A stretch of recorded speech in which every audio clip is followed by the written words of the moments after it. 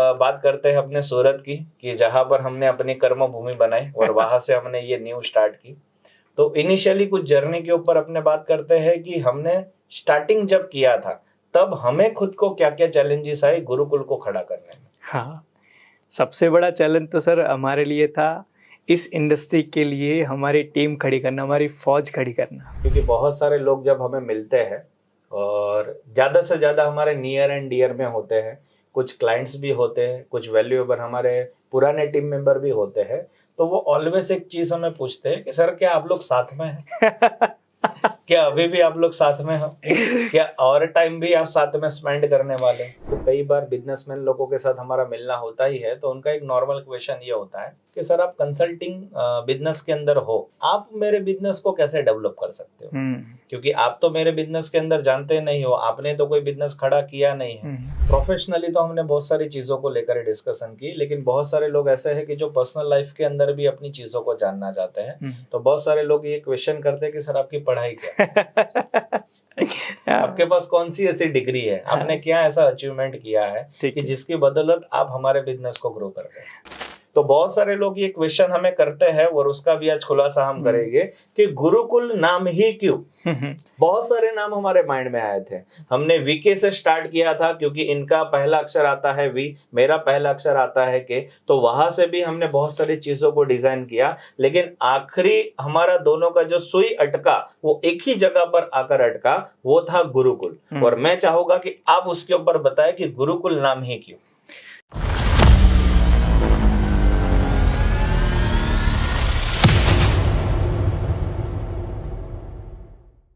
सो good morning sir. Good morning. So बहुत दिनों के बाद हम साथ में इकट्ठा हुए, पहली बार ऐसी यूट्यूब के ऊपर जाके कम्युनिकेशन। बहुत सारे लोग ये चीज़ सोचते हैं कि यार राजकोट का जो गुरुकुल बिजनेस स्कूल है और जो सूरत का है वो अलग है क्या। तो बहुत सारे लोगों को आज इसके बारे में क्लैरिटी देना बहुत ज़रूरी है कि भाई एक ही है दोनों। हम हमारे ऐसे ब्रांचेस 3-4 ब्रांचेस हम चला रहे हैं, अहमदाबाद में भी है उसके बारे में।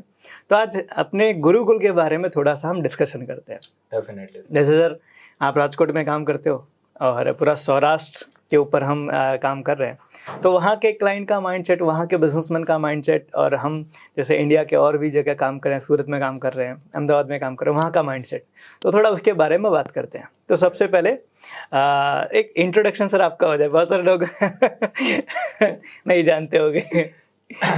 मेरा नाम है Kiran More. Gurukul training and consultancy private limited अभी हम फर्म बना चुके हैं, और पिछली ऐसे देखने जाए तो ये जर्नी हमारी जो है वो 15-20 साल पुरानी है। लेकिन गुरुकुल की जर्नी जो हमने शुरू की है, तो इस साल हम सक्सेसफुली 10 साल हमारे कंप्लीट करने जा रहे हैं। और प्राउड पार्ट है गुरुकुल का कि जहाँ पर एक सोच हमारी मिली, एक विचार हमारे मिले, और उस विचार के साथ ये कंपनी का नींव हमने रखा। राइट, ग्रेट, बढ़िया सर। जैसे बात कर रहे थे तो मुझे को 2016 की चीज़ें याद आई थी कि जब हमने शुरुआत की थी, तो आपको भी शायद याद होगा, शुरुआत हमने की थी एक प्रॉब्लम सॉल्व करने के लिए, और वो थी लोगों की टीम की ट्रेनिंग का। यस। कि लोग ऐसा बोल रहे थे कि यार ऑनर्स के लिए तो बहुत सारे कंपनीज है, ट्रेनिंग करती हैं, कोर्सेस करवाते हैं, लेकिन हमारे वहाँ जो टीम है, और उसमें भी अलग अलग लेवल की टीम है, मैनेजमेंट लेवल के अलग होते हैं, ऑफिस लेवल के अलग होते हैं, लेबर्स अलग होते हैं, तो उन लोगों की ट्रेनिंग कोई नहीं कर रहा है, और उन लोगों को लेके वो परेशान थे। और शायद हमने इस चीज़ के ऊपर बहुत डिस्कशन किया था, और फाइनली हमने गुरुकुल को स्टार्ट किया 2016 में कि हम ट्रेनिंग को लेके टीम के अंदर जाएंगे। वहाँ से आज जर्नी हमारे लगभग पूरा इंडिया और इंडिया के बाहर भी हम कर रहे हैं। तो सर सबसे पहले राजकोट को पूरी दुनिया जानती है मिनी चाइना। यस। मैन्युफैक्चरिंग के अंदर खास करके। तो जो लोग राजकोट के अंदर बिजनेस करते हैं उनका माइंडसेट कैसा होता है, और उनको हम कैसे कैसे चीज़ों के बारे में गाइडलाइन या सर्विसेज, या कैसे हम उनके बिजनेस को ग्रो करने में हेल्प कर रहे हैं। राजकोट के लोगों की अगर पर्टिकुलर बात करो तो 2018 में हमने स्टार्ट किया था राजकोट के अंदर। हमने साथ में ही सफर स्टार्ट किया था। स्टार्टिंग से वहां पर जो लोग मुझे मिले हैं और जितने लोगों के साथ हमने काम किया है, मैंने ये देखा है कि वहां के लोगों की जो प्लस पॉइंट मुझे है कि रिस्क टेकिंग एबिलिटीज जो उन लोगों की होती है वो ऑसम होती है। बिल्कुल सही बात है। कुछ भी चीजें अगर उनको नहीं समझ में आती है तो वो लर्निंग के लिए, सीखने के लिए ऑलवेज तैयार होते हैं। और सबसे बड़ा प्लस पॉइंट मैंने वहां पर देखा है कि फैक्ट्रियां जो है वो सुबह में 8 बजे शुरू हो जाती है। हाँ बिल्कुल, मतलब वहां के बिल्कुल। लोगों के अंदर काम को लेकर इतना ज्यादा एंथुजियाज्म उनके अंदर होता है कि वो अपने आप को रोक नहीं पाते हैं काम करने के अलावा। हम्म। और वहां की चीजों की अगर कुछ दिक्कतों को लेकर अगर बात करूं तो कहा जाता है कि जिन लोगों का बिजनेस के अंदर ज्यादा इंटरेस्ट होता है तो उनका ऑलवेज पढ़ाई के अंदर कम इंटरेस्ट होता है।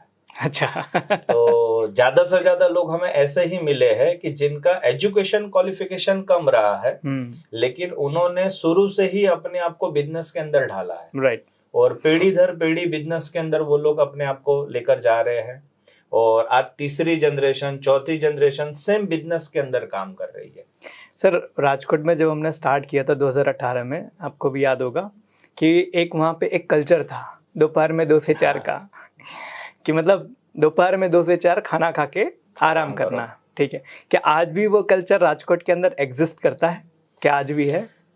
आज भी वो कल्चर तो है, लेकिन जैसे गुरुकुल ने वहां पर न्यू रखा तो हमने ही वहां पर कुछ इनिशिएटिव ले लिए और बहुत सारी कंपनियों के अंदर हमने ये एक आगाज किया और उनको बोला कि इसको आप वर्किंग टाइम के अंदर कन्वर्ट कर सकते हो। तो आज एंड ऑफ द इतने टाइम से काम करने के बाद ये फल उनको मिला है कि कुछ लोगों ने उस टाइम को प्रोडक्टिव वर्क के पीछे जब डालना स्टार्ट किया है तो आज उनको अच्छा रिजल्ट मिलना भी शुरू हुआ है। मतलब लोगों ने अपना माइंडसेट चेंज किया। और अभी लगभग शायद कहा जा रहा है सर, राजकोट लगभग पूरी इंडिया का 6वीं या 7वीं ग्रोइंग इंडस्ट्री है, ग्रोइंग सिटी है, जिसमें बहुत तेजी से ग्रो हो रहा है। कौन कौन सी मेन इंडस्ट्री है वहां पर जो ग्रो हो रही है बहुत तेजी से? सबसे पहले तो मैन्युफैक्चरिंग के अंदर अगर हम बात करें तो वहां पर बहुत सारी फैक्ट्रियां ऐसी बनी हुई है जो कोई भी प्रोडक्ट अगर आप लेकर जाते हो ना तो उसको किस तरीके से डेवलप करना है ना, उसका पूरा का पूरा बोलते हैं ना वो कॉपी और पेस्ट करने के अंदर एक्सपर्टाइज उनकी रहती है। जैसे इंजीनियरिंग इंडस्ट्री अगर मैं बात कर लूं तो वहां पर बहुत ज्यादा फैक्ट्रियाज है, खास करके GIDCs पूरी की पूरी डेवलप्ड हुई है। और जितने भी पुराने लोगों से हम मिलते हैं तो पहले बात ऐसी होती थी कि यहाँ पर पूरा खेतर हुआ करते थे और खेत में लोग खेती करना पसंद करते थे।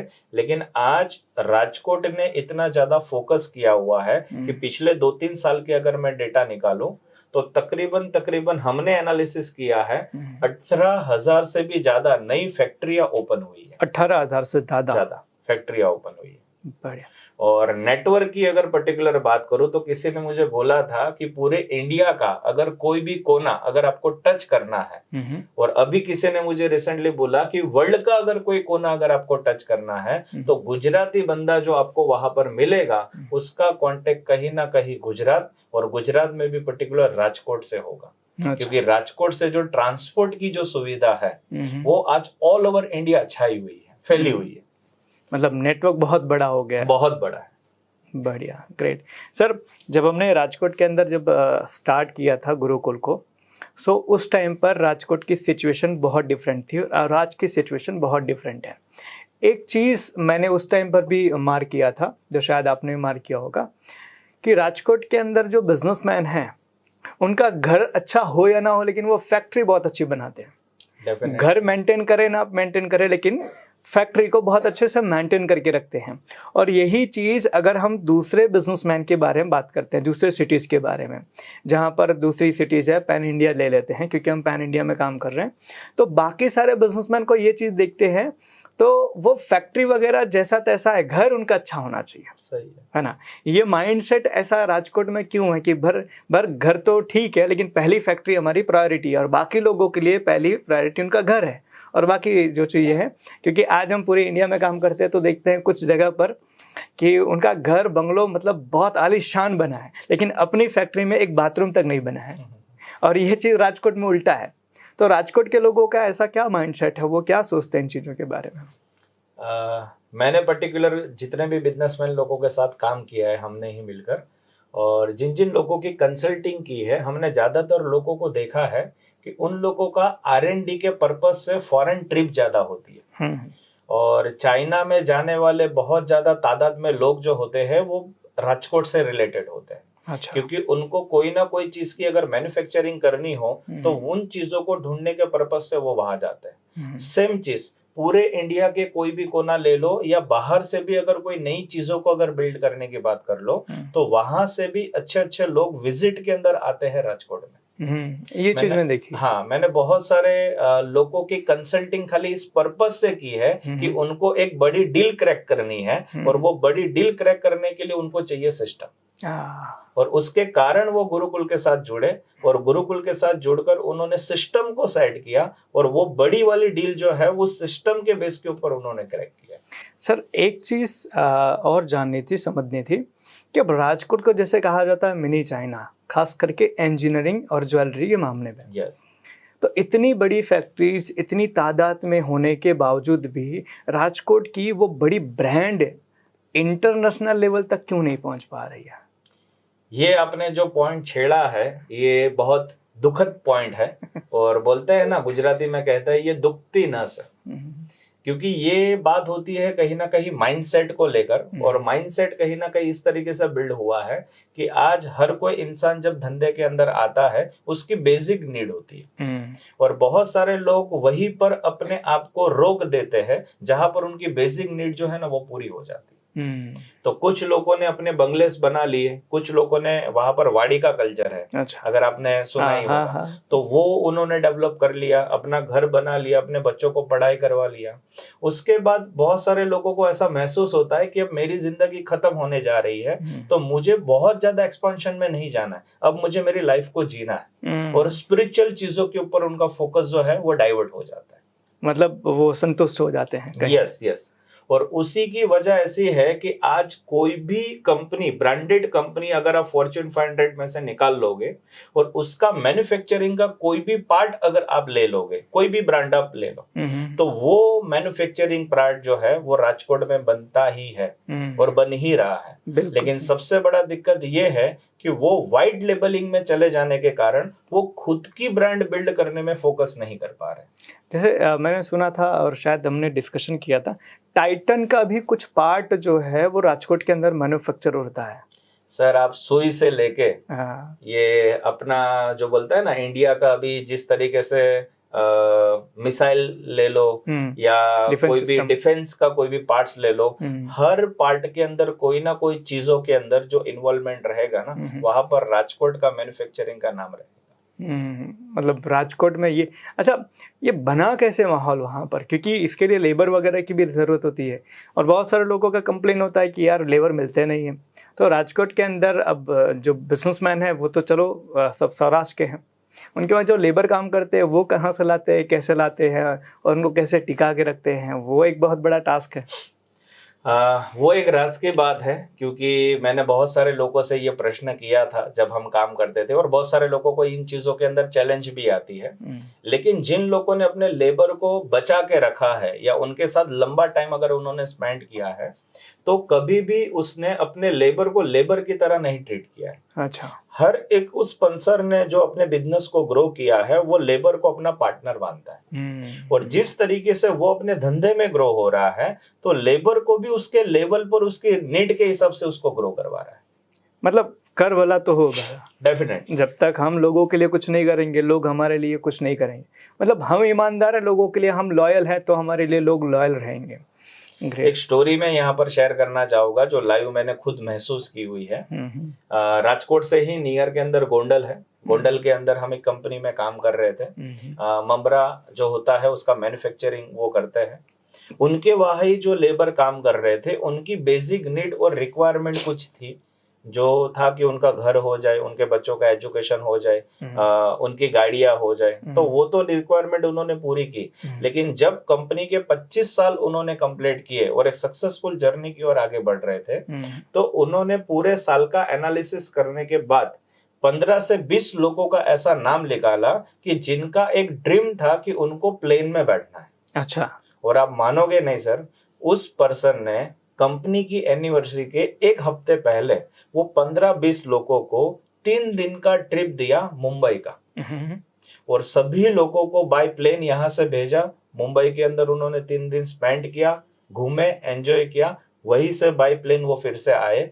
जिस दिन उनकी एनिवर्सरी थी, जिस दिन हम उनके वहां मीटिंग के अंदर गए थे, लिटरली वो लोग उसी टाइम पर आए, उनका पैर छुआ और सबकी आंखों में आंसू था कि उन्होंने अपनी जिंदगी के अंदर कभी ये सोचा ही नहीं था कि मेरा, बोलते हैं ना कि मेरी कैपेसिटी यहां तक पहुंचने की है, लेकिन एक इंसान जिसका सपना है खुद का हेलीकॉप्टर लेना, अच्छा, वो उसका ड्रीम है, हाँ। तो उसने सोचा कि मेरी टीम में काम करने वाला बंदा क्यों ना प्लेन में बैठ सके, और वो सपना उनका जब पूरा हुआ और उनकी आंखों की जो चमक मेरे सामने दिखाई दे रही थी, मुझे खुद को वहां पर बैठे बैठे प्राउड फील हो रहा था कि ऐसे विजनरी पर्सन के साथ हम काम कर रहे हैं।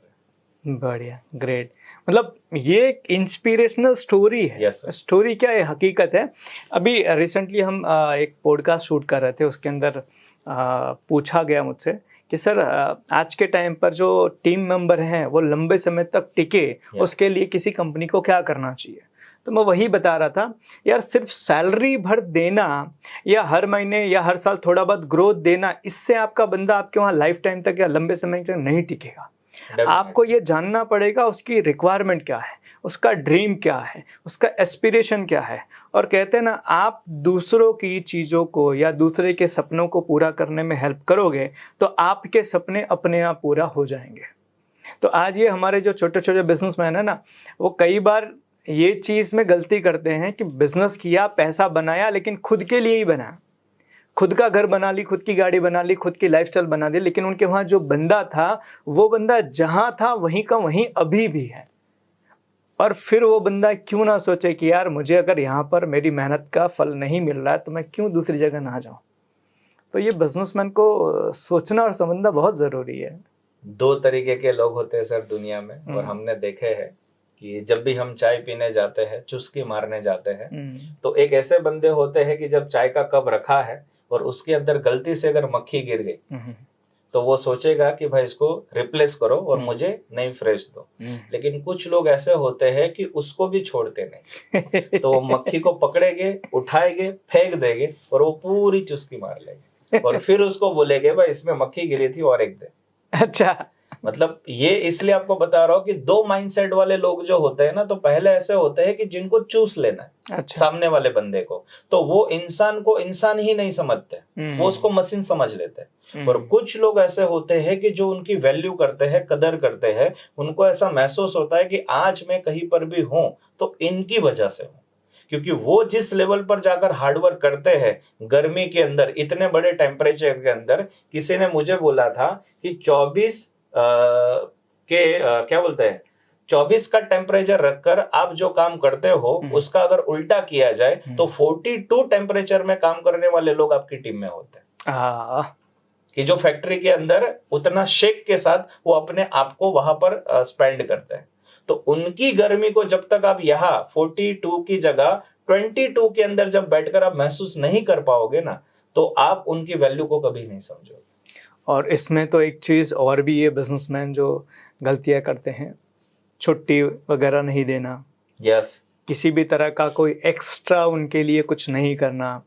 इवन कई बार तो ऐसा होता है कि किसी को कहीं पर इमरजेंसी की हेल्प की रिक्वायरमेंट होती है तो लोग बोलते हैं कि भाई तुम्हारा मैटर है, तुम देख लो। सही है। तो बहुत सारे लोग ये गलतियां करते हैं। अब ये गलतियां करने के बावजूद कैसे एक्सपेक्ट कर सकते हैं कि वो बंदा मेरे लिए लॉयल रहेगा। 100%। यहाँ पर भी एक स्टोरी है, अगर आप चाहो तो वो भी मैं शेयर करूँगा। बहुत सारे GIDCs के अंदर काम करने वाले जो लोग होते हैं वो अपना गांव, परिवार सब कुछ छोड़कर आते हैं। तो ऐसा ही एक इंसिडेंट वहां पर हुआ जो मैंने अपने कानों से सुना और उसके बाद मेरे खुद के रोंगटे खड़े हो गए कि बच्चा था, वो बच्चा खेल रहा था और खेलने के टाइम पर उसका परिवार जो था वो काम पर लगा था। मतलब इन लोगों का कैसा सेटअप होता है कि ऊपर की जगह रहने के लिए लोग दे देते हैं और नीचे की जगह फैक्ट्री होती है जहां उनका काम करना होता है। तो बच्चा ऊपर खेल रहा था और नीचे ये लोग अपना काम कर रहे थे। लेकिन फैक्ट्री के ऊपर से एक बड़ा वोल्टेज वाला जो तार है ना, वो जा रहा था, इलेक्ट्रिक। अच्छा। और उस टाइम पर पता नहीं कुछ ऐसी सिचुएशन क्रिएट हुई या ऐसा कुछ माहौल क्रिएट हुआ, वो बच्चा खेलते खेलते गलती से उस तार के नजदीक चला गया और वो सीधा टच हो गया। अच्छा। मतलब विद इन अ सेकंड उस बच्चे की जान जो है वो उधर खत्म हो गई। और इस सिचुएशन के अंदर जब उसके पिता, उसकी माता जब वहां पर आए और वो सिचुएशन को जब उन्होंने देखा, उनका खुद का वहां पर बोलना और समझना जो है वो अनसुना हो गया था। जो उनकी माता श्री जी थी उनको खुद को पेन अटैक आ गया अच्छा। उसी सिचुएशन के अंदर, और उसको बचाने के चक्कर के अंदर जब वो लोग भागे गए, ये सारी चीजें हुई, एंड ऑफ द पिक्चर के अंदर ऐसा निकल कर आया कि 20-30 लाख रुपया या कुछ अमाउंट देकर ये मैटर जो है ना वो इधर सुलटा लो, इसको बड़ा मत करो। अच्छा। तो ऐसे भी हादसे जब होते हैं या ऐसी जब सिचुएशन क्रिएट होती है, तब हमें महसूस होता है कि इन लोगों ने अपनी जान फूंक दी किसी कंपनी को बड़ा करने के लिए, लेकिन इनकी जान की कोई वैल्यू नहीं। ऐसे बिजनेसमैन का फिर ग्रो होने का कोई हक ही नहीं बनता। सर, जब ऐसे लोग हमें मिलते हैं ना, तो हम खुद उनको बोलते हैं कि पहले आपको आपकी मानसिकता बदलनी पड़ेगी। हम आपको मदद तब कर पाएंगे जब आपका माइंडसेट चेंज होगा। और ये सारी चीजें हम लाइव, हमारा जो LDB प्रोग्राम होता है जिसको लगातार हम करते आ रहे हैं, उसके अंदर इन चीजों को जब बताते हैं ना, तो लोग अपने आप को रिलेट करते हैं। ये बहुत ज़रूरी, बहुत वियर्ड है सर। और ये चीज़ मैंने देखा हुआ है, ये खास करके छोटे बिजनेसमैन जो है MSMEs में जो बिलोंग करते हैं, जिनका बिजनेस का टर्नओवर 1 करोड़ से लेकर 50 करोड़ तक होता है। ऐसा नहीं कि पैसे नहीं कमा रहे, ऐसा नहीं कि उनकी लाइफस्टाइल अच्छी नहीं है, सब कुछ बढ़िया है, बस उनकी मानसिकता नहीं है। वो कहते हैं ना, उनके दिल के अंदर वो फीलिंग नहीं है कि सामने वाले बंदे की तकलीफ भी मैं समझूं। जब आप जॉब कर रहे थे तब आपको बड़ी तकलीफ थी और आपकी उम्मीद थी कि मेरा बॉस मेरे लिए ये करे, लेकिन जब आप बॉस बने तब आप वो तकलीफों को भूल गए। सही बात कि मेरे साथ तकलीफ हो रही है मेरी। आज हम ये चीज़ देखते हैं कि लोग अपने टीम के अंदर लोगों को कितने सालों से काम करवाते हैं, उनके लिए बेसिक चीज़ें भी नहीं रखते। आज कई जगह पर ऐसा हमने देखा हुआ है कि लोग चाहते हैं कि भाई हमारे वहाँ पर अच्छी टैलेंटेड फीमेल आए जो हमारे बिजनेस को ग्रो करने में हेल्प करे, लेकिन उनके लिए बाथरूम का भी व्यवस्था तक आप नहीं कर पा रहे हो। सही है। उसके बैठने की आप व्यवस्था नहीं कर पा रहे हो, आप अपने वहाँ पे एनवायरनमेंट नहीं क्रिएट कर पा रहे, बेसिक फैसिलिटीज़ आप उसको पेंट्री नहीं दे पा रहे जहाँ पर वो खाना वगैरह खा सके। अब इन सब चीज़ों के ना करने के बावजूद भी आप उम्मीद करो कि लोग मेरे लिए लॉयल बन के सालों साल तक मेरे बिजनेस को ग्रो करने में हेल्प करे, तो पॉसिबल ही नहीं है। सही बात। कितनी जगह पर ये सारी चीज़ें ऐसे, जैसे हादसे आपने बोले, ये हादसे होते हैं और हादसे होने के बाद उनको बोलता है ठीक है कोई बात नहीं ना, पैसे ले लो ख़त्म करो। वही। अब ऐसे लोग अगर जब तक बिजनेस के अंदर ग्रो करने की कोशिश करेंगे, मुझे नहीं लगता इस मानसिकता के साथ वो कभी ग्रो कर पाएंगे। डेफिनेटली। क्योंकि बिजनेस को, और सबसे बड़ी चीज़ सर जो मैं महसूस करता हूँ वो ये है कि पहले इंसान को इंसान समझना शुरू करो। जो आप उसको मशीन, नौकर, गुलाम, आप जो ये चीज़ उसके साथ में करने की कोशिश करते हो, कि आज मैंने देखा हुआ है कि एक ऑनर जो है वो चाहता है कि मेरे वहाँ पे बंदा जो है ना 365 दिन काम करना चाहिए, 24 घंटे काम करना चाहिए, बीमार नहीं पड़ना चाहिए, छुट्टी नहीं लेना चाहिए, गांव नहीं जाना चाहिए, फैमिली के साथ कुछ एन्जॉयमेंट नहीं करना चाहिए, कोई त्यौहार सेलिब्रेट नहीं करना चाहिए, कोई टाइम पास नहीं करना चाहिए, कोई गॉसिप कुछ नहीं करना चाहिए। ये सारी चीज़ें वो चाहते कि नहीं करना चाहिए, सिर्फ तुम्हारा 100% काम काम काम काम। ये मानसिकता आज कितनी सारी कंपनी के अंदर सर, हमने जब पॉलिसीज बनाए, उनके वहाँ पे रूल्स रेगुलेशन बनाए, उनको बोला कि आप लीव कितने देते हो, बोले हमारे वहाँ कोई लीव नहीं होता है। मैंने बोला गवर्नमेंट एक एम्प्लॉय को मिनिमम साल के 18 लीव देती है मिनिमम, और वो भी संडे छोड़ के। सही है। तो कई बार तो लोग बोलते हैं सर संडे तो हम देते हैं ना, एक दिन तो हमारी छुट्टी होती है ना, पूरी फैक्ट्री बंद होती है। अरे पूरी फैक्ट्री बंद होती है, उसके अलावा आपको वो लीव देनी होती है। संडे के अलावा आपको 18 लीव देनी होती है, जिसमें 12 कैजुअल होती है और 6 जो होती है वो सिक लीव होती है। लोग नहीं काम करते, नहीं इसके ऊपर वर्कआउट करते हैं। अब ऐसी मानसिकता के साथ आप बिजनेस को ग्रो करोगे। और सबसे बड़ी चीज़ जो मुझे आश्चर्य होता है, जो कई बार मैंने सेशंस वगैरह के अंदर भी पूछे हैं, कि यार दुनिया में सबसे कम काम करने वाले जो लोग हैं वो इंडिया के बाहर की फैक्ट्रीज, इंडिया के बाहर के लोग, स्मार्ट वर्क करने वाले वो लोग, मेहनत कम करने वाले वो लोग, लेकिन कंपनियां उनकी सबसे बड़ी। और हमारे वहाँ पे 24-24 घंटे काम होते हैं, 365 दिन होते हैं, उसके बावजूद ये कंपनियां बड़ी क्यों नहीं हो रही है? इसका क्या कारण? इसका सिंपल कारण सर खाली इतना ही है कि हमें अपना माइंडसेट जो है ना वो पहले हमें चेंज करना पड़ेगा। क्योंकि कई लोग उसी चीज के अंदर खुश हो जाते हैं कि अगले 2-3 फैक्ट्री जो मेरे साथ चल रही है उससे तो बड़ा टर्नओवर मैं कर रहा हूँ ना, तो मेरे एरिया का मैं राजा हूँ। और उनको उसी में सेटिस्फेक्शन मिलता है। और बहुत सारे लोग ऐसे भी मिलते हैं कि इंडिया के अंदर जब नाम बना लिया, गुजरात के अंदर नाम बना लिया, पर्टिकुलर अपनी सिटी के अंदर नाम बना लिया, तो उनको ऐसा लगता है कि मैंने जंग जीत ली।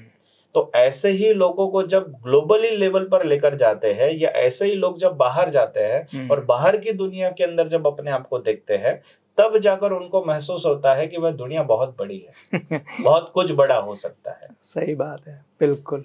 राजकोट की तो बहुत सारी बात की सर, अब बात करते हैं अपने सूरत की, कि जहां पर हमने अपनी कर्म भूमि बनाई और वहां से हमने ये न्यू स्टार्ट की। तो इनिशियली कुछ जर्नी के ऊपर अपने बात करते हैं कि हमने स्टार्टिंग जब किया था, तब हमें खुद को क्या क्या चैलेंजेस आए गुरुकुल को खड़ा करने में। हाँ, सबसे बड़ा चैलेंज तो सर हमारे लिए था इस इंडस्ट्री के लिए हमारी टीम खड़ी करना, हमारी फौज खड़ी करना। आज लगभग पूरी टीम तकरीबन 50 लोगों की हो गई है हमारे गुरुकुल की। इन लोगों को जब हम ढूंढ रहे थे तो आपको भी याद है कि हमारी इंडस्ट्री का कोई बंदा नहीं था, इंडस्ट्री ही एग्जिस्ट नहीं करती थी। सही बात। ट्रेनिंग एंड कंसल्टेंसी तो बहुत सारी कंपनीज कर रही थी, लेकिन हम जिस मॉडल के ऊपर गए कि भाई हमारे पास जो क्लाइंट आ रहे हैं, छोटे छोटे आ रहे हैं, और उन लोगों को सर्विसेज भी दी जाए और उनको सर्विस देने के लिए टीम भी बनाई जाए। तो पहले वो जो टीम बनाने वाला जो प्रोसेस था ना, वो हमारे लिए एक बहुत बड़ा टास्क था। लेकिन धीरे धीरे धीरे कहते हैं ना कि हम चले थे अकेले, लेकिन लोग मिलते गए, कारवा बनता है। और आज तकरीबन पूरे गुरुकुल की स्ट्रेंथ 50+ हो गई है, और हम पैन इंडिया लगभग हमारे जितने भी यूनियन टेरिटरी हैं एंड हमारे जितने स्टेट्स हैं, लगभग सब जगह काम कर रहे हैं। हम नेपाल के अंदर भी पहुंच गए, वेरी सुन साउथ अफ्रीका है, दुबई है, अफगानिस्तान है, इवन पाकिस्तान। अब नाम नहीं लेना। अब वो अपना हिस्सा बना। अब वो इसना तो मतलब हम वर्ल्ड वाइड अभी कर रहे हैं, और पूरी दुनिया से लोग हमारे साथ जुड़े हुए हैं, और वहाँ पे हम उनके बिजनेसेस को ग्रो करने में हेल्प कर रहे हैं। तो पहला टास्क तो टीम बनाना सबसे बड़ा टास्क रहा है, और वो टीम बनी। टीम बनने के साथ साथ लोग आज हमारे साथ में लोग जुड़ रहे हैं, टीम मेंबर्स भी हमारे साथ, क्लाइंट भी, उनके साथ में आज पूरे इंडिया भर में हम काम कर रहे हैं। और भी एक क्वेश्चन मुझे पर्टिकुलर पूछना है, क्योंकि बहुत सारे लोग जब हमें मिलते हैं और ज़्यादा से ज़्यादा हमारे नियर एंड डियर में होते हैं, कुछ क्लाइंट्स भी होते हैं, कुछ वैल्यूएबल हमारे पुराने टीम मेंबर भी होते हैं, तो वो ऑलवेज एक चीज़ हमें पूछते हैं कि सर क्या आप लोग साथ में हैं? क्या अभी भी आप लोग साथ में हो? क्या और टाइम भी आप साथ में स्पेंड करने वाले? तो ये एक लोगों को मैसेज आज हमें देना है कि ये शुरुआत हमने जब की तब हम लोग क्या थे, आज हम लोग क्या है, और आने वाले टाइम में हम क्या रहने वाले हैं, और क्यों हम एक साथ में इतनी चीजों को कर पाए, क्योंकि चैलेंजेस तो बहुत सारी आई। सर दरअसल क्या है, ये क्वेश्चन पूछने का लोगों का एक माइंडसेट या नज़रिया क्या होता है, मैं आपको बताता हूँ कि लोगों को ऐसा लगता है कोई भी कंपनी की पार्टनरशिप है या दो पार्टनर के अंदर जो कम्युनिकेशन है वो ज़्यादा से ज़्यादा 3 साल 4 साल 5 साल तक चलती है, और हमारी कंपनी को हो गया 10 साल। यस। और उसके पहले 10 साल से हम साथ में हैं, मतलब तकरीबन हमारे 15-20 साल हो गए, है ना। तो 20 साल की जर्नी हमारी है, कंपनी हमने 10 साल पहले शुरू की। तो पहली चीज़ जो लोगों को समझना ज़रूरी है वो ये है कि आपकी पार्टनरशिप इस बेसिस के ऊपर नहीं चलती है कि आपका बिजनेस कितना बड़ा है या आप कैसे आगे बढ़ रहे हो, कैसे कर रहे हो। इस बेसिस पे चलती है कि आपकी माइंडसेट, आपकी सोच कैसी है। सही है। अगर आपकी सोच सेम है ना, तो आप 10 साल नहीं 100 साल भी साथ में रह के आप काम कर सकते हो। 100%। तो पहली चीज़ तो ये क्लैरिटी, आज ये पॉडकास्ट करने का भी एक कहीं ना कहीं जो सबसे बड़ा मोटिव था वो यही था कि भाई लोगों को ये चीज़ बताई जाए कि भाई गुरुकुल जो है वो एक है, और उस गुरुकुल के अंदर फिलहाल हम अलग अलग ब्रांचेस को ऑपरेट कर रहे हैं। जैसे कि आप पूरा सौराष्ट्र पूरा कवर कर रहे हैं, और हम यहाँ पर सूरत में बैठ के पूरे इंडिया के अंदर काम कर रहे हैं, ऑनलाइन और ऑफलाइन। तो ये हमारा एक काम करने का तरीका है। जैसे जो हमारी सौराष्ट्र की ऑडियंस है, वहाँ पर लोगों को जनरली रिक्वायरमेंट होती है कि भाई उनके वहाँ पर कोई फिजिकली आके उनको सर्विस डिलीवर करे, क्योंकि ऑनलाइन के अंदर अभी शायद कहीं ना कहीं उनकी उतनी अच्छी ग्रिप नहीं आई है, अंडरस्टैंडिंग शायद उतनी नहीं आई है। तो वो चाहते हैं कि भाई वो फिजिकली हमारे साथ जुड़े। तो उसके लिए राजकोट से हम फिजिकली ऑपरेट कर रहे हैं जहाँ पर आप हो, और हम यहाँ पर सूरत में बैठ के जो हमारे साथ डिजिटली जुड़ रहे हैं पूरी इंडिया भर से, तो डिजिटली हम उनके साथ में उनके बिजनेस को डेवलप कर रहे हैं। तो ये एक बिजनेस की स्ट्रेटजी है कि राजकोट से हम फिजिकली ऑपरेट कर रहे हैं और सूरत से हम डिजिटली ऑपरेट कर रहे हैं। और इस तरीके से एक कंपनी के साथ हम मिलके, फिलहाल हमारी आई थिंक 3 ऑफिस सूरत है, अहमदाबाद है और राजकोट है, यहाँ से हम ऑपरेट कर रहे हैं। और फ्यूचर में हमारी ऑफिस का प्लान जैसे कि लखनऊ का भी है, हमारा मुंबई का भी है, हमारा पटना का भी है। तो बस जैसे जैसे ऑडियंस हमारी रिक्वायरमेंट बोलेगी कि भाई आपको यहाँ आना है, हम डेफिनेटली वहाँ पर जाएंगे।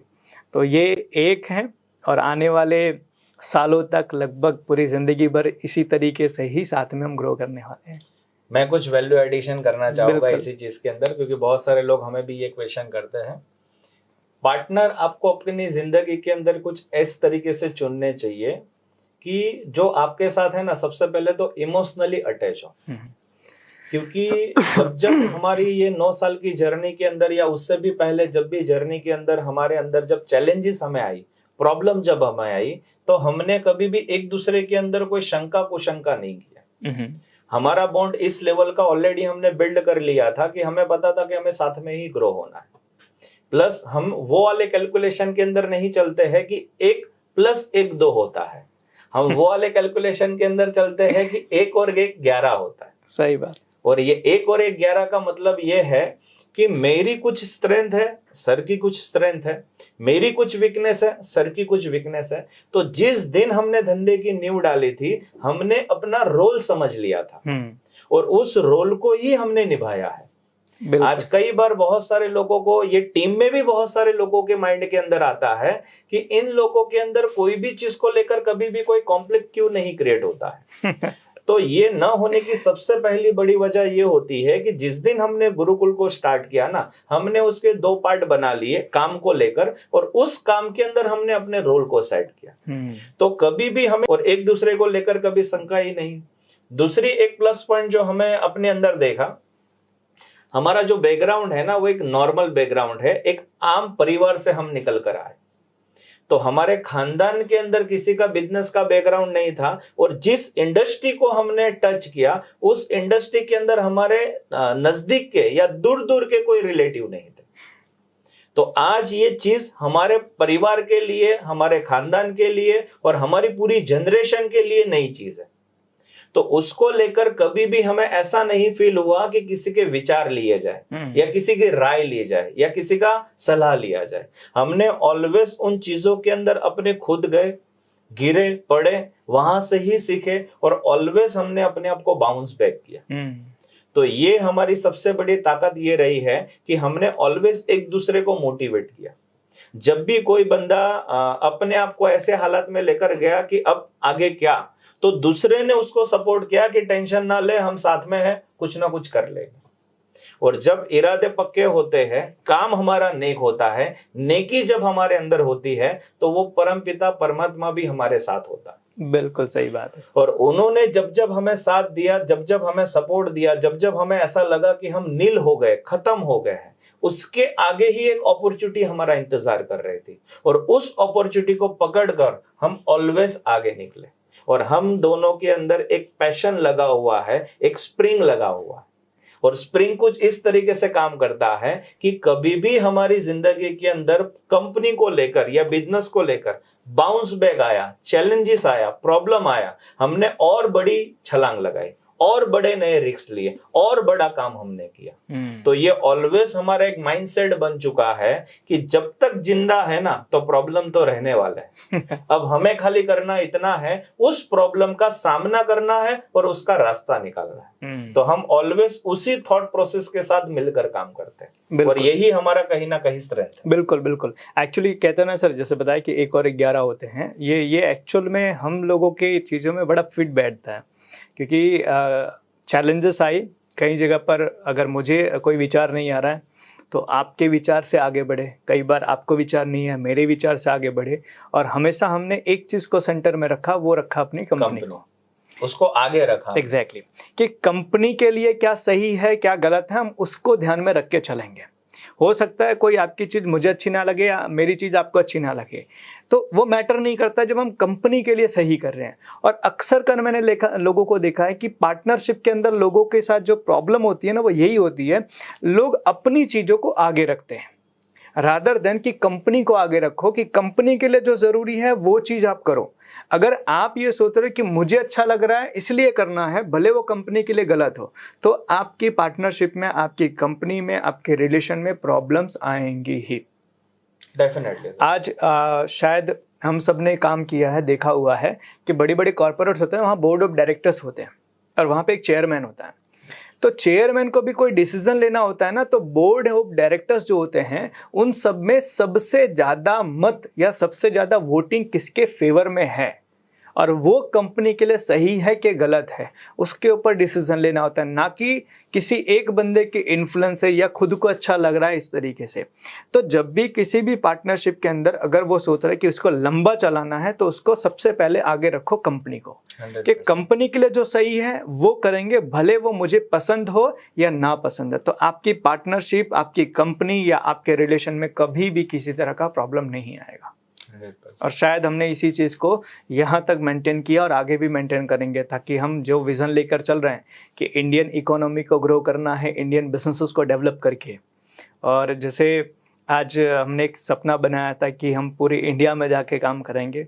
आज खाली इंडिया में नहीं सर, लगभग आई थिंक आपको आइडिया ही होगा, हमारी वीडियोस मोर देन 50 कंट्रीज़ में देखी जाती है और वहाँ से लोग हमारे साथ में जुड़ रहे हैं अपने बिजनेसेस को डेवलप करने के लिए। तो कहीं ना कहीं हम उसी दिशा के अंदर बहुत तेजी से ग्रो कर रहे हैं। हमारा बीहेक हमने जो बनाया हुआ है कि आने वाले टाइम में गुरुकुल कंपनी को 5,000 करोड़ की कंपनी हम बनाएंगे, 50,000 टीम मेंबर के साथ काम करेंगे और 100+ कंट्रीज के अंदर हम जाना चाहते हैं। राइट। तो ये विजन उस दिन हमने बनाया था जब हमें सूरत में कोई जानने वाला नहीं था। तो होता यही है कि जब आपकी सोच बड़ी होती है, आपके विचार जब बड़े होते हैं, तो प्रकृति उन चीजों को आपके सामने क्रिएट करती है। राइट। और ये किसी पिक्चर का डायलॉग भी है कि आप किसी चीज को जब शिद्दत से चाहते हो तो पूरी कायनात उसके पीछे लगती है। और उसका लाइव एग्जांपल हमारी ये 10 साल की जो है वो जर्नी का है। और भी चीजों के ऊपर सर बातचीत करनी थी, और बातचीत ये करनी थी कि क्या क्या चैलेंजेस अभी तक हमें अपने बिजनेस को खड़ा करने में आया और किस तरीके से हमने पार्टनरशिप फर्म को आज प्राइवेट लिमिटेड के अंदर कन्वर्ट किया। और भगवान का साथ रहा और हम सब लोगों का मेहनत रहा, तो आने वाले 5 साल में हम LLP के अंदर या प्राइवेट लिमिटेड के अंदर जो हम गए हैं उसको हम कन्वर्ट करेंगे और आने वाले टाइम में हम अपना IPO लेकर आए। बिल्कुल सही सर। और तो ये जर्नी कैसी रही सर? जर्नी बहुत शानदार रही। और यहाँ तक जब हम पीछे बैक में जाते हैं तो बहुत सारी चीज़ें, वो सारे दिन याद आते हैं कि जहाँ पर हम अपनी इंडस्ट्री के लिए अनजान थे। हम भी अपनी इंडस्ट्री के बारे में बहुत ज़्यादा चीज़ें नहीं जानते थे। टीम कैसे हायर करना है, टीम से काम कैसे करवाना है, सिस्टम कैसे बनाना है, कैसे प्रोसेस बनाना है, मार्केटिंग कैसे करनी, इन चीज़ों के बारे में हमें खुद को नॉलेज नहीं था। धीरे धीरे कहा जाता है एक बहुत अच्छी चीज़ कि आप वहाँ तक जाओ जहाँ तक आपको दिख रहा है, क्योंकि उसके बाद आपको और आगे दिखना शुरू हो जाएगा। सही बात है। बस यही चीज़ हमारी लाइफ में रही कि हमें जितना समझ में आया हम करते गए, वहाँ से और आगे हमारी समझ बढ़ती गई। और धीरे धीरे धीरे धीरे आज के टाइम पे समझो लगभग शायद ही कोई ऐसी इंडस्ट्रीज होगी जिसमें हमने काम नहीं किया। हमने किसी ऐसी इंडस्ट्री में, शायद ऐसा बहुत रेयरली होगा जिसको हमने कंसल्ट नहीं किया। आज ये तकरीबन 10 साल की जर्नी में लगभग 1000 से ज़्यादा कंपनीज को हम कंसल्ट कर चुके हैं पैन इंडिया। 100%। और उसमें हर तरह की इंडस्ट्रीज आ गई, चाहे वो मैन्युफैक्चरिंग हो, चाहे रिटेल हो, चाहे होलसेल हो, चाहे सर्विस इंडस्ट्री हो, चाहे स्टार्टअप हो, या चाहे कोई और नए आइडियाज़ को लेके आ रहा, हर तरह के लोगों को हम कंसल्ट कर रहे हैं, सर्विसेज दे रहे हैं। छोटे से छोटे लोग हैं जो हमारे साथ में वो चाय की लारी लेकर बैठे हैं, और बड़े से बड़े वो लोग हैं जो सोने की फैक्ट्री डाल के बैठे हुए हैं। तो ये सब तरह के लोगों के लिए हमने काम किया और अभी भी कर रहे हैं। तो ये जो जर्नी रही वो बड़ी शानदार रही। और अपने बिजनेस को यहाँ तक पहुँचाने में, वैसे तो कहते हैं ना, चैलेंज या बहुत बड़ा रुकावट नहीं आया, लेकिन पार्ट था। कहते हैं कि आपको अगर 1 से लेके 10 तक की पढ़ाई करनी है तो आपको हर साल एक एग्ज़ाम देना पड़ता है। दूसरे साल में जाने के लिए। तो प्रॉब्लम्स नहीं रहे, वो एग्ज़ाम रहा। उस एग्ज़ाम को हमने पास किया और अगले साल में हम गए और धीरे धीरे करके कहते हैं ना केजी से लेके हम 10वीं तक आ चुके हैं, है ना। अब वही चीज़ें हैं। तो प्रॉब्लम मैं नहीं कहूँगा, बस ये कहूँगा कि वो एक परीक्षा थी। परीक्षा की हमने तैयारी की, हमने परीक्षा को दिया, वहाँ पे पास हुए और हम नेक्स्ट स्टेज पर गए। और इसी तरीके से लगभग आज हम यहाँ तक पहुँचे। आज हमारे सोशल मीडिया के थ्रू आउट, हमारे फिजिकल प्रोग्राम के थ्रू आउट लोग हमारे साथ कनेक्ट हो रहे हैं, लोग जुड़ रहे हैं, लोग जानना चाहते हैं आपके बारे में, आपकी इंडस्ट्रीज़ के बारे में, आपके काम के बारे में। और कहीं ना कहीं ये बड़ा प्राउड वाली फीलिंग रहती है। वो कहते हैं ना कहते हैं राग टू रिच, वो एक कहानी कि भाई एक इंसान फर्श से अर्श तक पहुंचा। तो वो जर्नी लोग हमारे बारे में बात करते हैं, हमारे बारे में पूछते हैं, जानते हैं। तो हमें ऐसा लगता है कि यार हमारी जो जर्नी अभी तक की रही वो ऐसा कोई नहीं रहा कि यार बहुत अनएक्सपेक्टेड हो, है ना। तो चीज़ें बहुत आसानी से हुई, मेहनत लगी और कंसिस्टेंसी हमारी जो मेन थी। कहा जाता है कि गिरने में प्रॉब्लम नहीं है, गिरे रहने में प्रॉब्लम है। तो हम गिरे बहुत बार सेटबैक लगा, लेकिन हमने उसी तेज़ी से बाउंस बैक किया। हमने उसी तरीके से फिर से नया लीप लिया, नया जंप लिया और धीरे धीरे और अभी भी ये चीज़ें हो ही रही हैं और ये लाइफ टाइम तक होगी। मैं एक बहुत अच्छे स्पीकर को सुन रहा था सर, तो वो गए, ऑडियंस बहुत बड़ी ऑडियंस के सामने उनको अपनी टॉक देनी थी। वो गए तो उन्होंने बोला कि कितने लोग ऐसे हैं जो फिलहाल अपनी ज़िंदगी में बहुत खुश हैं। तो कुछ लोगों ने ही हाथ उठाया। फिर दूसरा, कितने लोग अपनी ज़िंदगी में खुश होना चाहते हैं, तो सबने हाथ उठाया। कितने लोग ऐसे हैं कि जो यहाँ से अभी 200 मीटर की दूरी पर एक जगह है जहाँ पर हर तरह की खुशी है, उसको पाना चाहते हैं, तो सबने हाथ उठाया। तो बोला कि यहाँ से 200 मीटर की दूरी पे कब्रिस्तान है, आप वहाँ पे जाके खुशी ढूंढ सकते हैं, क्योंकि प्रॉब्लम उन्हीं लोगों को नहीं है जो ज़मीन के अंदर है। बाकी हर जिंदा इंसान को प्रॉब्लम्स है, लेकिन आपकी प्रॉब्लम को आप कैसे ले रहे हो, अगर उसको आप समस्या बना रहे हो तो आपके लिए वो एक रुकावट बन जाएगी। लेकिन आप उसके लिए समस्या की जगह आप उसको एक परीक्षा समझ रहे हो तो आपके लिए वो अपॉर्चुनिटी बन जाएगी। तो हमारी लाइफ में आज भी जो चैलेंजेस आ रहे हैं, जो भी प्रॉब्लम्स आ रहे हैं, हम उनको समस्या ना मान के हम उनको एक परीक्षा मानते हैं और वहाँ से एक नई तरह का अपॉर्चुनिटी हमें मिलती है। और उसी तरीके से कर करके आज लगभग 10 साल हमारी जर्नी को हो गए और यहाँ तक पहुँचे। तो जर्नी बेहद शानदार रही सर, मज़ा आया। बहुत सारे लोग जब हमें मिलते हैं तो कई बार बिजनेसमैन लोगों के साथ हमारा मिलना होता ही है, तो उनका एक नॉर्मल क्वेश्चन ये होता है कि सर आप कंसल्टिंग बिजनेस के अंदर हो, आप मेरे बिजनेस को कैसे डेवलप कर सकते हो? क्योंकि आप तो मेरे बिजनेस के अंदर जानते नहीं हो, आपने तो कोई बिजनेस खड़ा किया नहीं है।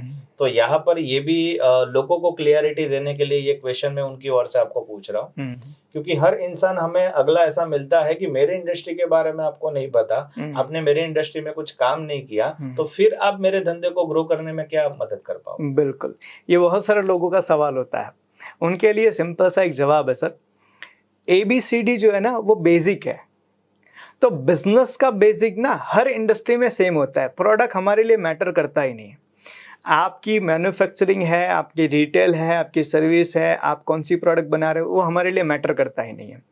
हमारे लिए मैटर करता है आपका बेस, कि भाई अगर आपकी बेसिक चीज़ें अगर सेट हैं तो आपका बिजनेस कोई भी प्रोडक्ट वो ग्रो हो जाएगा। तो कोई भी इंसान जब ये पूछता है सर आपने हमारी इंडस्ट्री में काम नहीं किया, आपने हमारे जैसा बिजनेस कभी भी नहीं बनाया, आप हमारी प्रोडक्ट को समझते नहीं, तो आप हमें कंसल्ट कैसे कर पाओगे? तो हम उनको ये कहते हैं सर आपकी प्रोडक्ट से हमें कोई लेना देना है ही नहीं, हमें तो आप किस तरीके से काम कर रहे हो उससे लेना देना है। क्योंकि आपका प्रोडक्ट आपको बनाना अच्छे से आता है, बेचना आपको अच्छे से आता है।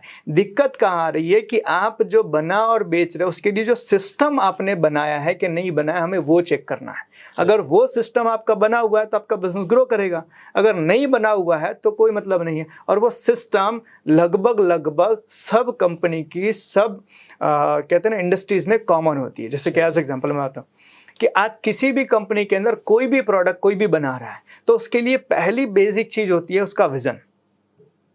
अगर बिना विजन के आप काम कर रहे हो तो आप कोई भी प्रोडक्ट बनाओ, ग्रो नहीं कर पाओगे। सही है। ठीक है। दूसरी चीज होती है उनके वहां पर ऑर्गेनाइजेशनल स्ट्रक्चर।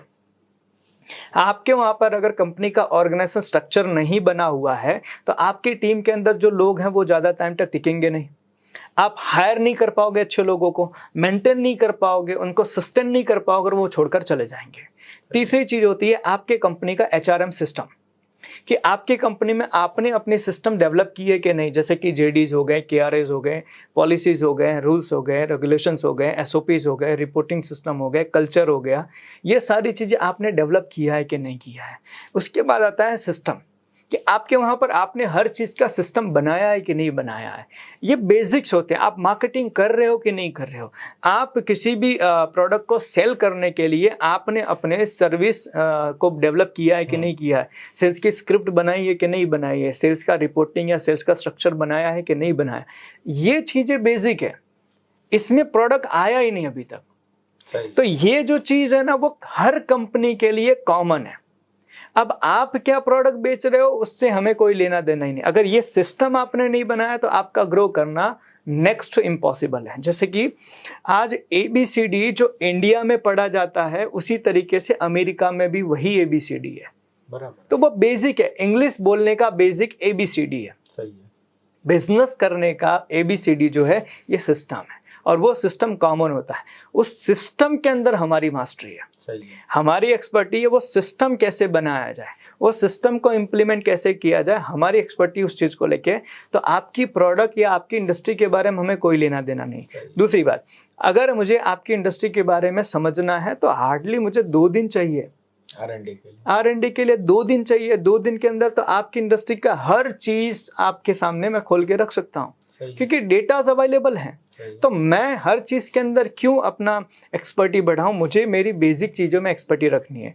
तो जब लोग पूछते हैं कि सर आपने अपने धंधे के अंदर मेरे धंधे में काम नहीं किया, मेरे जैसा बिजनेस किया नहीं, तो मैं उनको एक चीज बताता हूँ।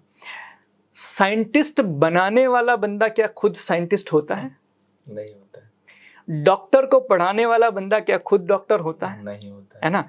तो कहने का मतलब ये है, पढ़ाना और करना ये दोनों चीजें अलग है। हमारा काम है आपको बिजनेस सिखाना, आपके सिस्टम को बनाने में हेल्प करना। बिजनेस करना आपका काम है। सही है। राइट। और दूसरी, कई बार लोग हमसे पूछते हैं यार हमने भी बहुत सारे बिजनेसेस किए हैं, बहुत सारी चीज़ों के ऊपर हमने भी काम किया है।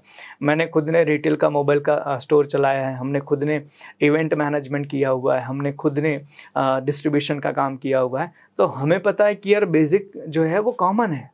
तो अगर हमारी बेसिक में मास्टरी है तो आपकी प्रोडक्ट की हमें कोई रिक्वायरमेंट नहीं है कि हम उसके बारे में समझे या हम आपकी इंडस्ट्री में काम किए होने चाहिए। कोई दिक्कत नहीं है। मुझे ABCD आती है तो मैं दुनिया के किसी भी कोने में जाके इंग्लिश बोल सकता हूँ। सही बात है। तो वो ABCD जो है वो आना ज़रूरी है और उसके अंदर हमारी मास्टरी है। दूसरी कुछ बातें इस तरीके से करनी थी कि प्रोफेशनली तो हमने बहुत सारी चीज़ों को लेकर डिस्कशन की, लेकिन बहुत सारे लोग ऐसे हैं कि जो पर्सनल लाइफ के अंदर भी अपनी चीज़ों को जानना चाहते हैं। तो बहुत सारे लोग ये क्वेश्चन करते हैं कि सर आपकी पढ़ाई क्या है? आपके पास कौन सी ऐसी डिग्री है, आपने क्या ऐसा अचीवमेंट किया है कि जिसकी बदौलत आप हमारे बिजनेस को ग्रो करते हैं? सही बात है। देखो ये बहुत मैटर करता है कि आपकी पढ़ाई क्या है। तो पढ़ाई का लेना देना आपकी डिग्री से नहीं है। अगर आप पूछोगे आपके पास डिग्री क्या है तो कोई डिग्री नहीं है।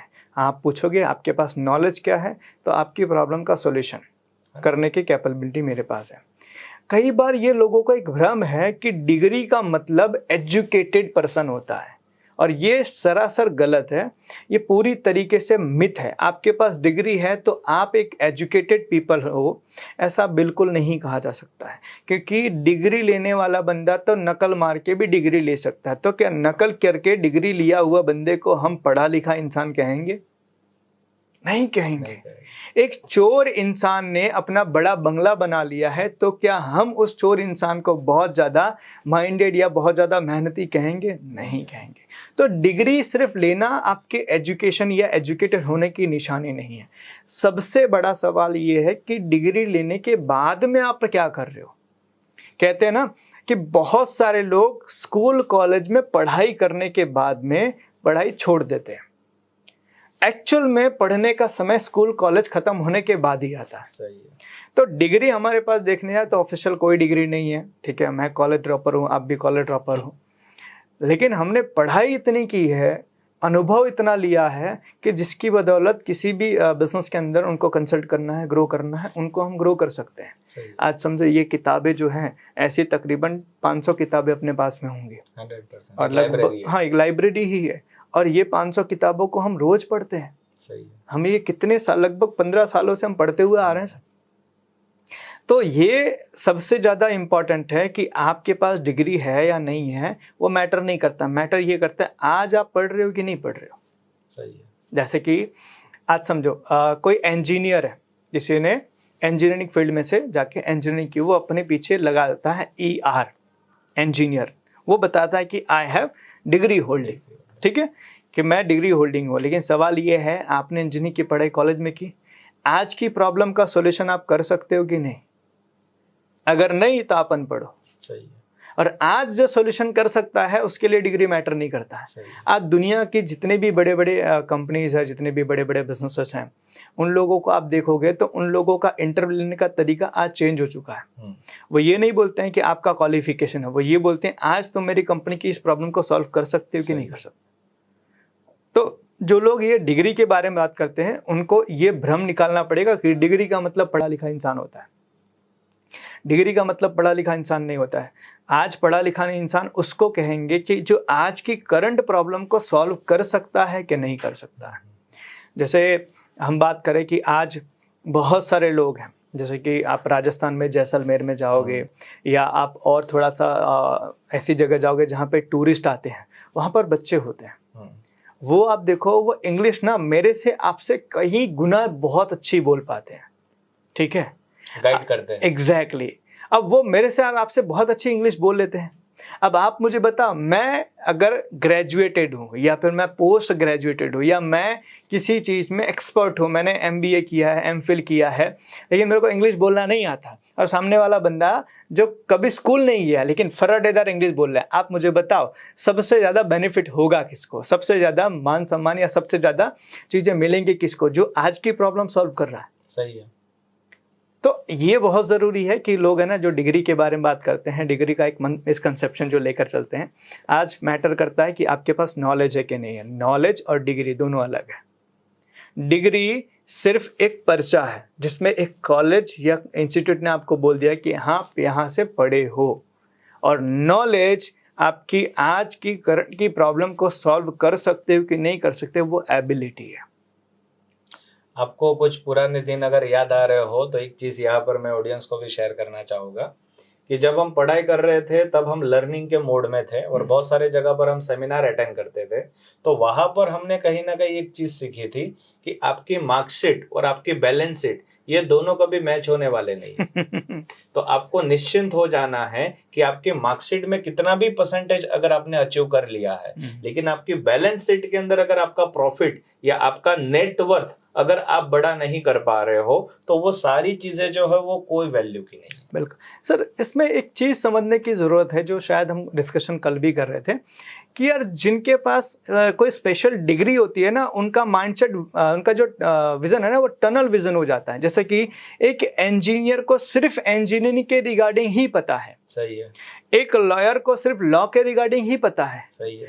एक बंदा जो डॉक्टर है उसको डॉक्टर के बारे में ही पता है, सही है। एक बंदा अगर कोई स्पेशल चीज का CA है या ऐसा कुछ है तो उसको उसी की चीज में पता है। लेकिन एक बंदा ऐसा है जिसने किसी तरह का डिग्री नहीं लिया, उसको सब चीज के बारे में पता है, एंड दैट इज बिजनेसमैन। आज दुनिया में जितने भी टॉप 10 रिचेस्ट पर्सन है, कोई भी रिचेस्ट पर्सन ऐसा है जो प्रोफेशनल है? सब बिजनेसमैन है। और ये बिजनेसमैन की डिग्री के कारण वो बिजनेसमैन नहीं बने हैं, वो अपनी सोच के, एटीट्यूड के, अपने नॉलेज, अनुभव के कारण बिजनेसमैन बने, क्योंकि उनका विजन टनल विजन नहीं है, उनका वाइड विजन है। तो वो सोचते हैं कि मुझे ग्रो करना है, उसके लिए मैं क्या कर सकता हूँ। जबकि आज समझो, एक कहते हैं ना, एक बहुत सारे लोग सोशल मीडिया पे डालते हैं कि भाई देश में बहुत बेरोजगारी है। मैं वही सवाल पूछता, है कहाँ बेरोजगारी? कितने लोगों को नौकरी चाहिए? मुझे कांटेक्ट करो, मैं सबकी नौकरी लगाता हूँ। बोलो सही है। प्रॉब्लम कहाँ है? बेरोजगारी नहीं है, काम चोरी है। काम नहीं करना चाहते। अब तुम्हारे पास इंजीनियरिंग की डिग्री है, तुम सेल्स करोगे नहीं, क्यों? तुम्हारा अंदर ईगो है, मैं इंजीनियर होकर थोड़ी सेल्स करूंगा। अरे भाई, आपको घर चलाना है तो करना पड़ेगा, बस प्रॉब्लम ये है भूखे मर जाऊंगा लेकिन सेल्स की जॉब नहीं करूंगा। ये माइंडसेट लेकर बैठे हुए हैं, वो डिग्री लेकर बैठे हुए हैं, और वही डालते हैं देश में बहुत बेरोजगारी है। बेरोजगारी नहीं, काम चोरी है। सही है। जैसे कि एज एग्जाम्पल, आप किसी भी सिग्नल पे जाओगे तो वहां पर कुछ लोग होते हैं जो मांगने के लिए आते हैं, ठीक है, ड्यू टू रिस्पेक्ट, वो लोग मांगने के लिए आते हैं। उन लोगों को एक बार आप ऑफर करके देखो कि चलो मैं तुम्हें नौकरी दिलाता हूं जहां पे तुम्हें अच्छा खासा, मना कर देते हैं, नहीं आएंगे। तो प्रॉब्लम वहां नहीं है, प्रॉब्लम यहाँ है। माइंडसेट उनका काम करने का नहीं है। काम आप दोगे तो वो काम करने को तैयार नहीं है, वो नहीं आने वाले हैं, उनको वहां मजा आ रहा है, अब वो मांग के मिल जा रहा है। और वही लोग जाके सोशल मीडिया पे लिखते हैं कि भाई देश में बहुत बेरोजगारी है। देश में कोई बेरोजगारी नहीं है, देश में इतनी अपॉर्चुनिटी है जो पूरी दुनिया में कहीं नहीं है। सही है। पूरी दुनिया में कहीं, आज पूरी दुनिया का मार्केट इंडिया में आ रहा है और तुम इंडिया में बैठ के तुम लिख रहे हो कि देश में बेरोजगारी है। भाई तुम ऐसा खुद क्यों एक्सेप्ट नहीं करते हो कि तुम सबसे बड़े कामचोर हो, आलसी हो, तुम करना नहीं चाहते हो। बाकी तुम्हारे लिए इतनी बड़ी अपॉर्चुनिटी है जो शायद तुम इमेजिन भी नहीं कर सकते हो।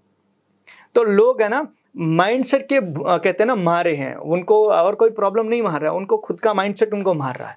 तो इससे बाहर निकलना पड़ेगा, नहीं तो लोग है ना कहते हैं ना खुद को खुद के तरीके से मार लेंगे।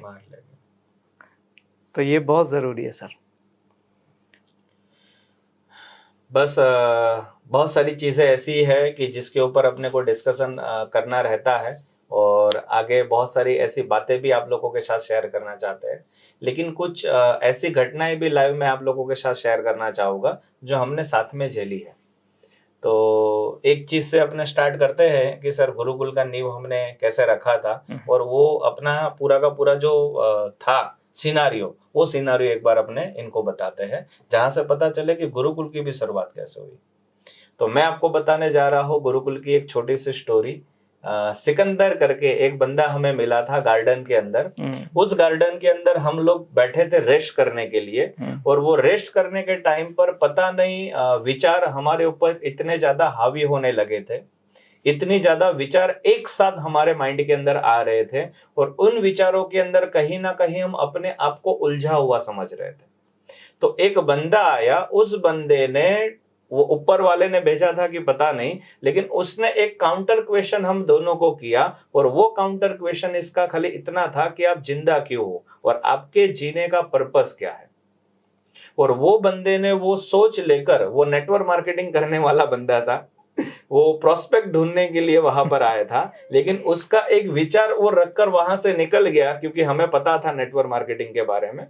लेकिन उस विचार को लेकर हम वहां पर आधा एक घंटा बैठे, और उस विचार को करते करते हमारे अंदर ऊपर वाले ने कैसी ताकत दी, या ऐसी एक सोच हमें लेकर आई कि 1 घंटे की पूरी डिस्कशन के बाद हमने ये प्रण लिया कि जिन हालातों से हम गुजर रहे हैं, जिन परिस्थितियों के अंदर आज हम अपने आप को बहका बहका सा महसूस कर रहे हैं, ऐसे लाखों लोग इस दुनिया के अंदर है कि जिनके अंदर बहुत सारा पोटेंशियल है, बहुत सारी उनके अंदर क्षमता है कुछ करने की, लेकिन ज्यादातर लोग अपने आप को प्रूफ इसलिए नहीं कर पाते हैं क्योंकि उनके पास एक प्लेटफॉर्म नहीं है।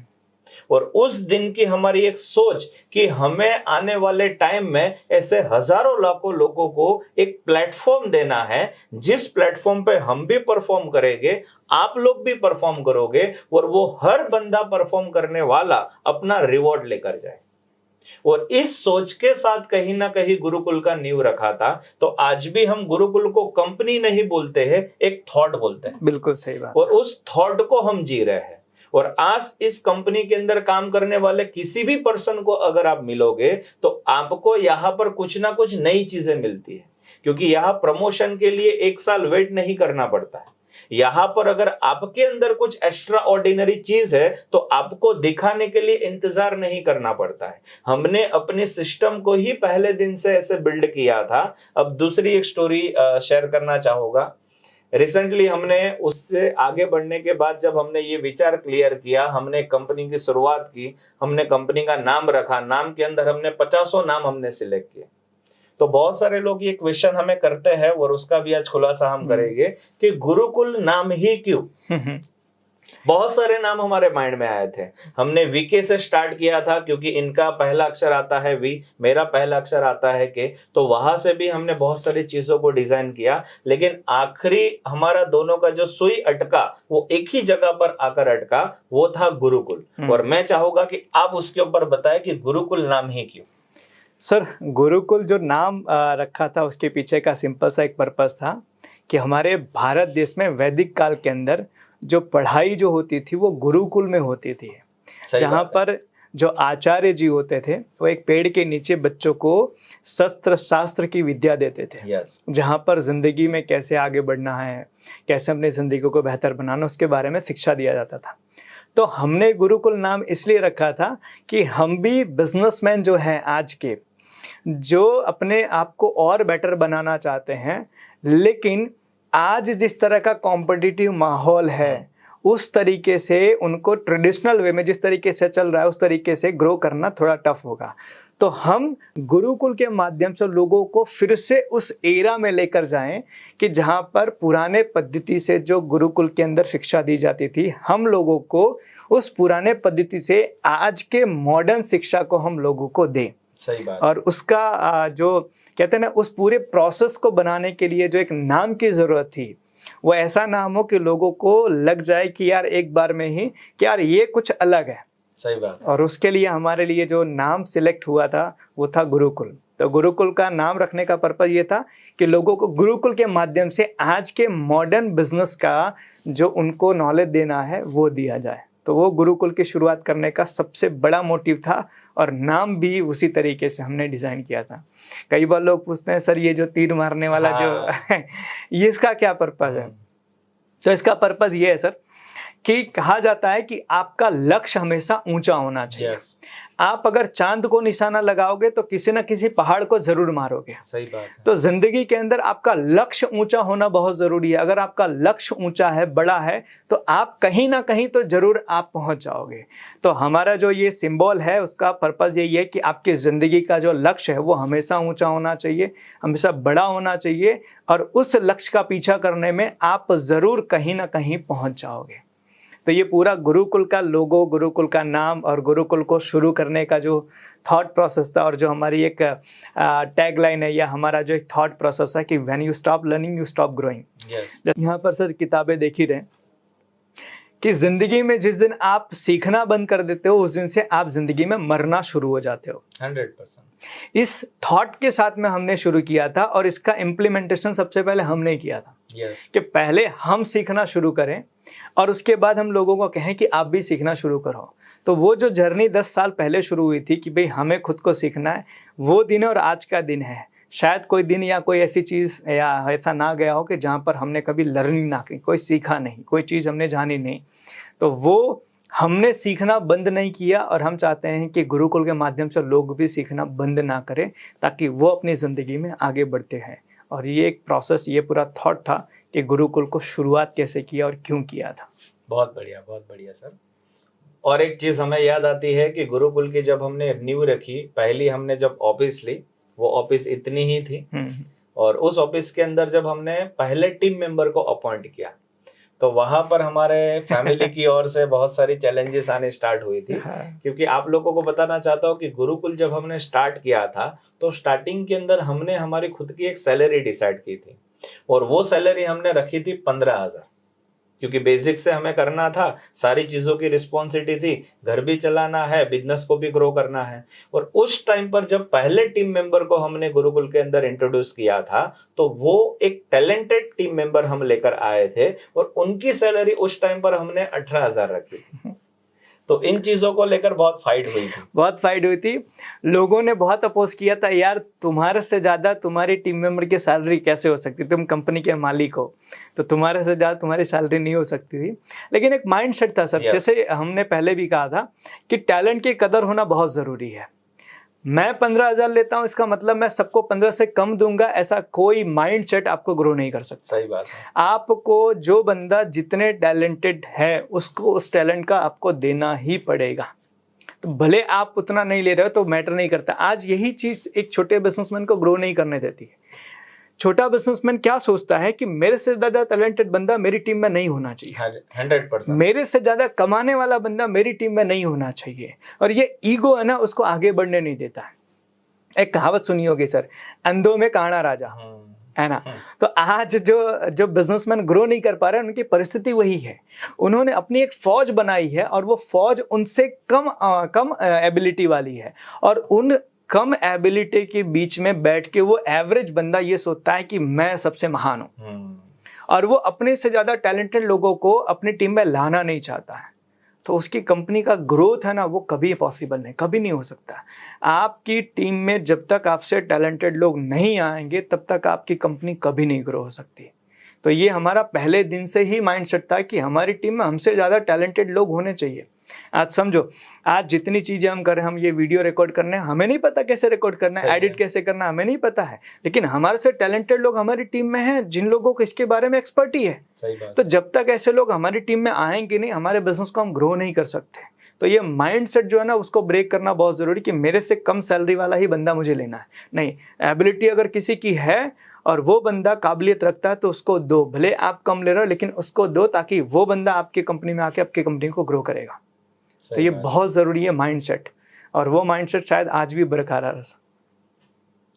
थोड़े आगे बढ़ते हैं और थोड़े आगे के दिनों में जाते हैं और हम याद करते हैं कि सर पता होगा आपको, एक दिन ऐसा आया था कि हमारी टीम में काम करने वाले 15-20 लोग थे और वो सभी लोग एक साथ अपने कैबिन में आ गए थे और एक बढ़िया सा लेटर लेकर आए थे, और उस लेटर के ऊपर सभी लोगों ने अपना नाम लिखा था और साथ में वो लेटर का टाइटल था कि सबको रिजाइन करना है। बिल्कुल। और सडनली ऐसा दिन आया था कि उस दिन सभी लोग अपने गुरुकुल को छोड़कर चले गए थे। सही बात है। तो उस दिन हमने क्या किया था सर?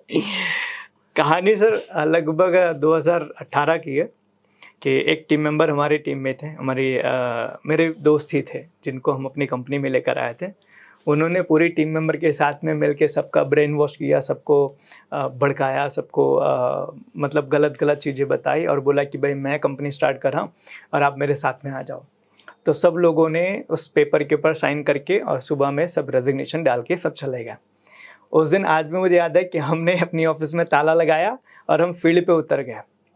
वो बैच लगभग हमारा एलडीपी का बैच उस टाइम पे है ना चालू होने वाला था। उसके पहले जितने भी बैच हुए थे वो बैच कम लोगों के हुए थे, लेकिन वो बैच में हम दोनों ने मिलके, और शायद हमारे वहाँ पर एक अकाउंटेंट मैडम थे, फिनल मैडम, हम 3 लोग मिलके उस बैच को हमने लगभग उस टाइम का सबसे हाईएस्ट बैच हमने एलडीपी का हमने बनाया था। तो कहा जाता है ना कि मैंने अभी एक चीज़ कही थी, गिरने में प्रॉब्लम नहीं है, गिरे रहने में प्रॉब्लम है। तो हम गिरे, लेकिन हम गिरे नहीं, हम तुरंत उठे और हमने वो किया जिसकी उम्मीद नहीं थी। और आज की परिस्थिति वो है कि जो बंदे ने पूरी टीम मेंबर को ब्रेन वॉश किया था, टीम मेंबर को कहीं ना कहीं उल्टी सीधी चीज़ें बताई थी, वो बंदा आज इंडिया छोड़कर जा चुका है। उसके साथ जितने लोग गए थे वो सब लोग यहाँ वहाँ भटक रहे हैं, और सब लोग कहीं ना कहीं ये महसूस कर रहे हैं कि यार हमने गलती की थी। तो हमने कभी उनको दोष नहीं दिया, और आज भी कुछ लोगों के फ़ोन आते हैं, मिलते हैं, और हम उनके साथ में, हमारा रिलेशन एज इट इज़ ही है, बस काम साथ में नहीं करते हैं। तो वो एक सिचुएशन थी कि जहाँ पर लोगों ने हमें एक सेटबैक देने की कोशिश की, लेकिन सेटबैक से बड़ा हमने बाउंस बैक किया था।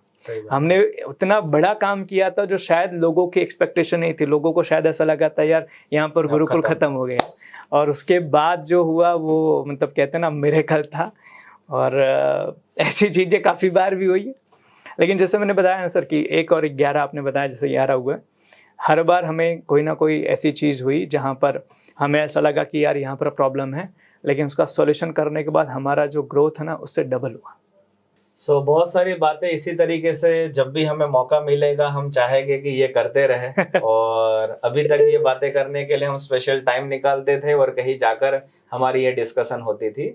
लेकिन हमें खुद को ये महसूस हुआ कि अब ये बातें जो है वो आप लोगों के सामने हमें प्रेजेंट करनी है। तो जिन जिन लोगों ने ये पॉडकास्ट देखा है उन सभी लोगों को मैं रेकमेंड करना चाहूंगा कि आपका क्या लर्निंग रहा, आपने यहाँ से क्या सीखा, कौन सी चीजें आपको ऐसी लगी कि ये डिस्कशन के अंदर यूनिक थी, और आने वाले टाइम में कौन सी ऐसी बातें जो है वो यहाँ से आप लर्निंग लेना चाहते हो, आपको कमेंट करना है और कमेंट के अंदर आपको डालना है जहां से हमें पता चले कि आज हमने जो एक नया प्रयास किया है वो आपके लिए और हमारे लिए कैसा रहा। बिल्कुल सही।